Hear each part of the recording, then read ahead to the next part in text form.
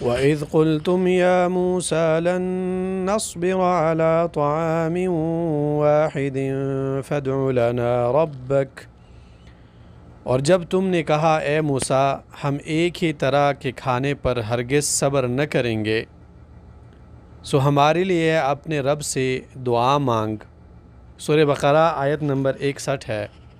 یہ آیت چونکہ تھوڑی لمبی ہے اس لیے ہر جملہ پڑھیں گے اور اس کے متعلق تھوڑی تھوڑی وضاحت کرتے چلیں گے۔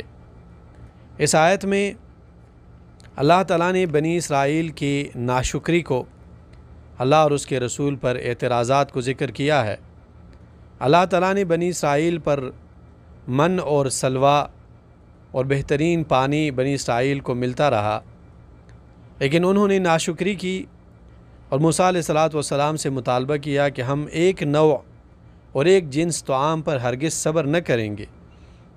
اس لیے آپ اللہ تعالیٰ سے دعا مانگیں کہ اللہ تعالیٰ ہمیں نئی نئی نعمتیں دے، کھانے اور پینے کی نئی نئی چیزیں ہمیں ملے۔ تو بنی اسرائیل نے کہا کہ فَادْعُ لَنَا رَبَّكَ، دعا مانگ ہمارے لیے اپنے رب سے۔ سبحان اللہ، بنی اسرائیل کہہ رہے ہیں کہ دعا مانگ اپنے رب سے، ایسا نہیں کہہ رہے کہ ہمارے رب سے، ایسا نہیں کہہ رہے کہ اللہ سے دعا مانگ۔ نعوذ باللہ، گویا کہ بنی اسرائیل اللہ تعالیٰ سے بری ہے، اور یہ دلیل ہے کہ بنی اسرائیل کتنے تکبر والے لوگ تھے، کتنے بیوقوف تھے، اور اللہ اور رسول کے ادب نہ کرنے والے تھے۔ تو موسیٰ علیہ السلام سے انہوں نے مطالبہ کیا کہ آپ ہمارے لیے اللہ تعالیٰ سے دعا مانگیں تاکہ وہ نکالے ہمارے لیے۔ یخرج لنا مما تنبت الارض من بقلها وقثائها وفومها وعدسها وبصلها، اپنے رب سے دعا مانگ کہ وہ ہمارے لیے زمین کی پیداوار میں سے ساگ اور کھکڑی اور گھیوں اور مسور اور پیاز پیدا کرے۔ قال تستبدلون الذي هو ادنى بالذي هو خير، موسیٰ علیہ السلام نے ان سے کہا تم اس چیز کو لینا چاہتے ہو جو ادنا ہے بدلہ اس کے جو بہتر ہے۔ اللہ تعالیٰ نے آپ لوگوں کو رزق کے طور پر من اور سلوہ اور بہترین پانی عطا کیا، اور اس سے اعلیٰ چیز کھانے اور پینے کے لیے ہو ہی نہیں سکتی، لیکن آپ لوگ اس اعلیٰ اور بہتر چیز کے بدلے ادنا چیز مانگتے ہو۔ اور اس کی مثال عرف میں یہ ہے کہ آپ کسی کو دودھ دیں اور وہ آپ سے کہے کہ میں نے سگریٹ پینا ہے، نعوذ باللہ من ذالک۔ اس کو کہتے ہیں کہ انسان اعلیٰ چیز کو چھوڑے اور ادنا چیز کو حاصل کرے، اور یہ ایک مسلمان کے شان کے مناسب ہے، ایک مسلمان کے شان کے بالکل مناسب نہیں ہے یہ طریقہ، بلکہ مسلمان عقل مند ہوتا ہے۔ مسلمان کو چاہیے کہ وہ اعلیٰ چیزیں اختیار کرے، اعلیٰ باتیں اختیار کرے، اعلیٰ صفات اختیار کرے، اعلیٰ کام اختیار کرے، اعلیٰ سوچ اختیار کرے، اور ادنا چیزوں سے، غیر مناسب چیزوں سے دور رہے۔ اہبطوا مصرا فإن لكم ما سألتم، موسیٰ علیہ السلام نے ان سے کہا کہ کسی شہر میں اترو، بے شک جو تم مانگتے ہو وہ تمہیں ملے گا۔ یہاں پہ جو ظاہر ہے وہ یہ کہ موسیٰ علیہ السلام نے اس بار ان کے لیے دعا نہیں کی، کیونکہ ان کا کام نہایت نامناسب تھا۔ گویا کہ موسیٰ علیہ السلام نے کہا کہ یہ بھی کوئی چیز ہے اللہ تعالیٰ سے مانگنے والی، آپ اعلیٰ چیزوں کو چھوڑتے ہیں اور ادنا چیزوں کو آپ اختیار کرتے ہیں، اور پھر آپ کہتے ہیں کہ میں اللہ تعالیٰ سے آپ کے لیے دعا مانگوں۔ دعا مانگنے کی ضرورت نہیں ہے، جو آپ لوگوں کو چاہیے وہ آپ کو کسی بھی شہر سے مل سکتا ہے، تو آپ لوگ جائیں اور جو آپ کو چاہیے وہ آپ کو مل جائے گا۔ وَضُرِبَتْ عَلَيْهِمُ الذِّلَّةُ وَالْمَسْكَنَةُ وَبَاءُوا بِغَضَبٍ مِّنَ اللَّهِ، اور ان پر ذلت اور محتاجی ڈال دی گئی۔ ذلت کا مقصد ہوتا ہے کہ انسان کے دل سے بہادری نکل جائے، دشمن کا مقابلہ انسان نہ کر سکے، اور مسکنت فقر کو کہتے ہیں۔ ان کے دل اللہ تعالیٰ نے محتاج کر دیے، ان کے دل بزدل ہو گئے، اور ان کو اللہ تعالیٰ نے ہمیشہ کے لیے محتاج بنا دیا۔ اگر مال ہے بھی تو دل ان کا فقیر رہے گا، اور یہ یہود اور نصارہ میں بالکل جیسے اللہ سبحانہ و تعالیٰ نے فرمایا ہے، یہ ساری چیزیں ان میں موجود ہیں۔ نہایت بزدل لوگ اور نہایت فقر اور غریبی سے ڈرنے والے لوگ جو ہے وہ یہود النصارہ ہے۔ اور اللہ تعالیٰ فرماتے ہیں کہ وباءوا بغضب من اللہ، اور انہوں نے غضب الہی کما لیا۔ ذَلِكَ بِأَنَّهُمْ كَانُوا يَكْفُرُونَ بِآيَاتِ اللَّهِ وَيَقْتُلُونَ النَّبِيِّينَ بِغَيْرِ الْحَقِّ، یہ اس لیے کہ وہ اللہ کے نشانیوں کا انکار کرتے تھے۔ یعنی اللہ تعالیٰ نے ان پر ذلت اور مسکنت کو کیوں نازل فرمایا؟ کیونکہ یہ اللہ تعالیٰ کے آیتوں پر کفر کرتے تھے، اللہ تعالیٰ کی آیتوں سے انکار کرتے تھے، اللہ اور اس کے رسول کے حکم کو نہیں مانتے تھے۔